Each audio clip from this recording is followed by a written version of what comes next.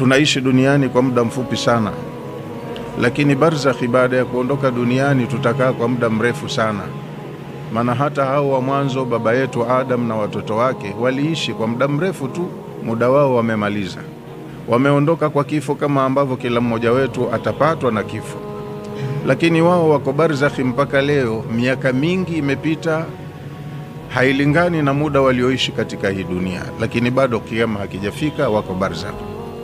Hata sisi wenyewe watu wa sasa, babu zetu, yani wazazi wa wazazi wetu, wamefariki, na ukiangalia tarehe ya kuondoka kwao, muda ambao wamekaa barzakhi ni mrefu kuliko umri utakaoambiwa waliishi juu ya ardhi hii. Kwa hiyo na mimi na wewe tunaishi muda mfupi sana hapa katika ardhi, lakini muda huu mfupi ni muhimu sana kwa kufanyia matayarisho yatakayofaa kwa maisha yako ya baada ya tu ya kuondoka hapa duniani. Shari za huko tunakokwenda baada ya kuondoka duniani zinatokana na makosa tunayoyafanya, na kheri za huko tunakokwenda baada ya kuondoka duniani zinatokana na yale mema tuliyowajibishiwa tutakapoyatekeleza kwa ufanisi wa hali ya juu.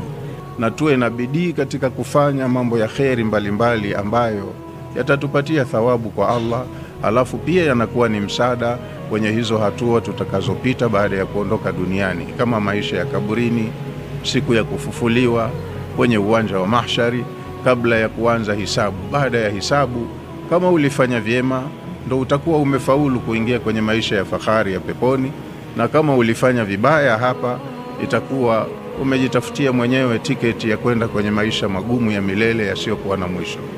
Tujitahidini ndugu zangu katika imani, tunufaike na muda huu mfupi, na faradhi hizi zitakwenda kuulizwa siku ya Kiyama.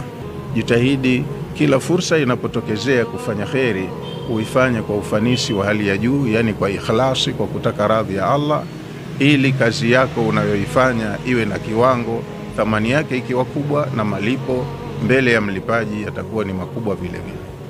Tunamwomba Allah subhanahu wa ta'ala atunufaishe na matumizi ya wakati kwenye umri wetu huu mfupi, atuwezeshe kufahamu yale yenye manufaa nasi, na atupe uwezo wa kuyatekeleza.